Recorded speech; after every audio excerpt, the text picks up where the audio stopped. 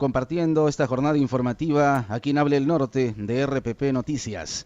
Hoy hablamos de salud mental. En el programa nos vamos hasta Piura. En cabina se encuentra el doctor Alonso Rodríguez, psiquiatra del Centro de Reposo San Juan de Dios. Con él, Juan Nunura. Adelante. Muchas gracias, Jorge. Efectivamente, Alonso Rodríguez, psiquiatra de profesión, además el director médico del Centro de Reposo San Juan de Dios. La salud mental. Un 20% de la población adulta sufre algún tipo de trastorno mental cada año, según los datos del Ministerio de Salud.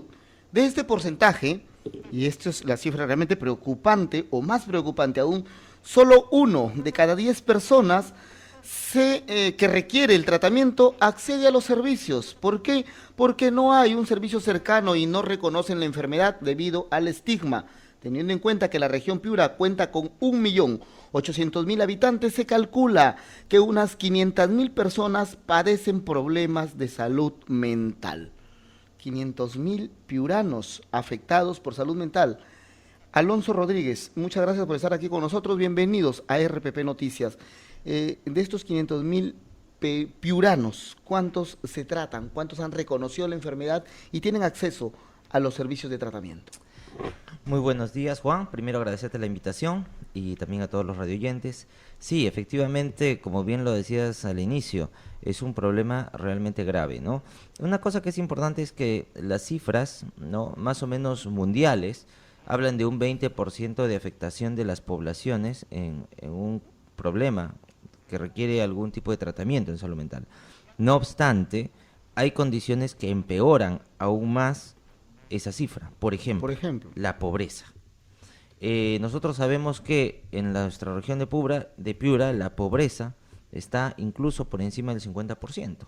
¿Y eso qué hace? Genera de que las poblaciones estén sometidas a mayor estrés, porque claro, al tener uno mucha carencia de recursos, se encuentra sometido diariamente a la supervivencia, ¿no? La supervivencia es en sí ya un estrés, y eso condiciona a que los trastornos mentales puedan ser más graves o su sintomatología más de peor pronóstico. ¿La sociedad enferma, Alonso? Claro que sí, nuestra sociedad enferma, los mensajes que nos envía son terribles. Por ejemplo, el consumismo está enfermando mucho, ¿no? Esta necesidad del ser humano por tener, por comprar, por estar a la moda, y eso hace que vaya perdiendo esencia el ser humano, por ejemplo, ¿no? O que nos mercantilicemos tanto que toda la felicidad la encontremos a partir de ir a los centros comerciales. Ya las familias no tienen espacios para conversar, para vincularse. Y eso sí genera también problemas de salud mental. Por supuesto que la sociedad enferma. Cerca del 50% de las personas que sufren trastornos mentales tienen principalmente ansiedad y depresión, pero además enfermedades mentales como ser bipolar, psicosis y esquizofrenia. ¿Con qué porcentaje, con qué recurrencia vemos esta? Sí, se ven con mucha frecuencia. Más o menos te traigo una estadística. El centro de reposo de San Juan de Dios de Piura atiende cerca de 6.000 pacientes en consulta ambulatoria al año, y con nuestros trabajos comunitarios llegamos prácticamente a 10.000 pacientes. No obstante, la cantidad de 10.000 pacientes está muy lejana de los cientos de miles que tienen el problema, ¿no? Lamentablemente, cuando nosotros vamos a zonas periféricas o cuando vamos a comunidades, encontramos condiciones de vida infrahumanas, pacientes abandonados, recluidos, pacientes encadenados, lo que uno realmente no pudiera concebir que sigue ocurriendo hoy en el siglo XXI, ¿no? Sí, realmente preocupante, un panorama que definitivamente nos genera cierta impotencia porque no hay políticas públicas que traten este problema que está instalado en nuestra sociedad. Continuamos conversando con el psiquiatra Alonso Rodríguez. Adelante, Juan Nunura, en Piura. Sí, conversamos con el director médico del Centro de Reposo San Juan de Dios sobre la salud mental. Y en esta parte vamos también a atender las consultas de nuestros demás colegas. Jorge Rodríguez, en La Libertad, también tiene un interrogante para usted. Jorge, adelante. Doctor Rodríguez, lo saludamos desde Trujillo, región La Libertad. ¿Por qué en nuestro país no existe una política de salud mental? Por ejemplo, en los colegios no trabajan los psicólogos, a pesar de que hay una normativa al respecto. Sería muy importante que profesionales de salud mental puedan trabajar con los menores para evitar esta convulsión social que estamos viviendo, experimentando desde hace ya buen tiempo.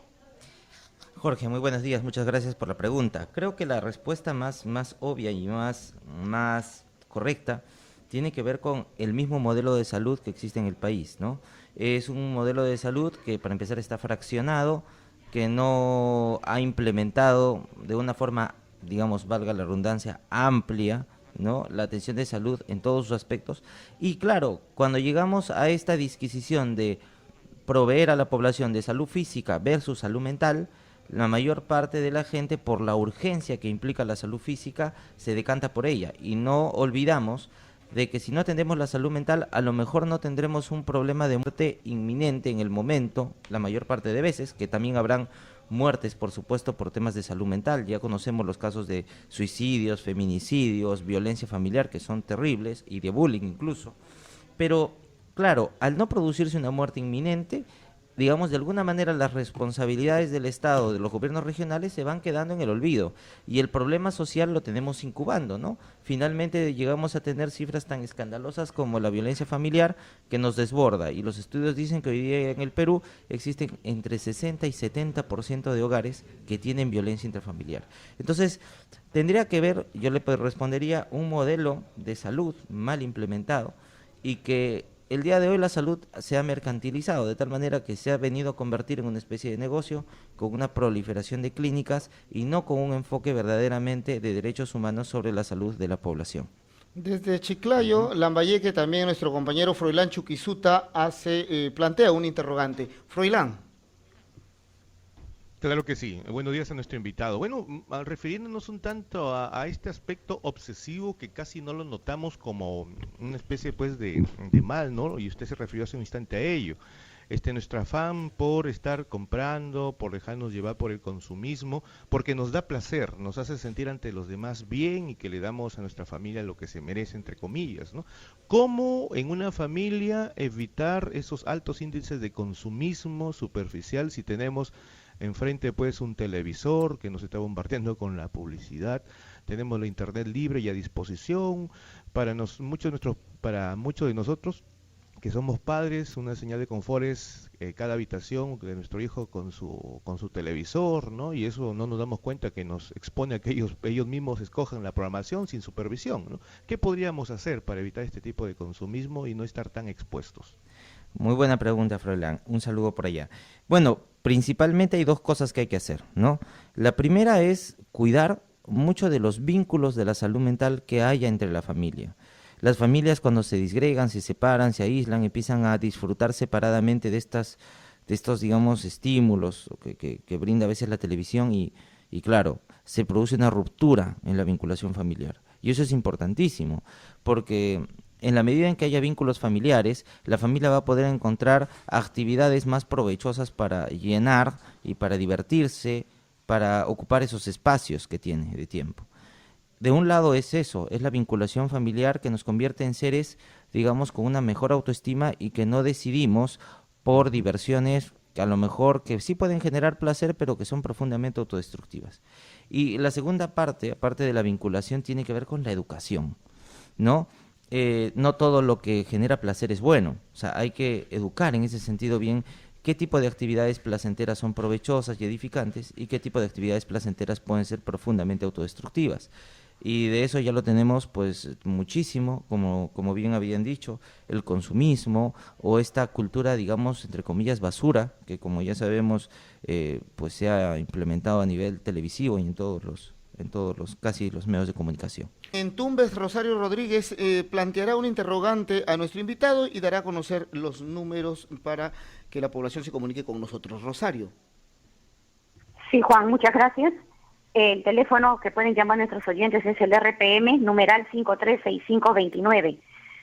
Ya nuestro invitado, el doctor Alonso Rodríguez, desde Tumbes lo saludamos cariñosamente y quisiéramos preguntarle, doctor, ¿cómo canalizar y utilizar a nuestro favor el estrés para lograr productividad en nuestro quehacer día a día, toda vez que el estrés es un mecanismo natural que se puede convertir en pernicioso si se hace más crónico? Bien. Bueno, es una pregunta bastante interesante. De hecho, claro, el estrés, todas las personas estamos sometidos a una presión por la supervivencia, por satisfacer nuestras necesidades.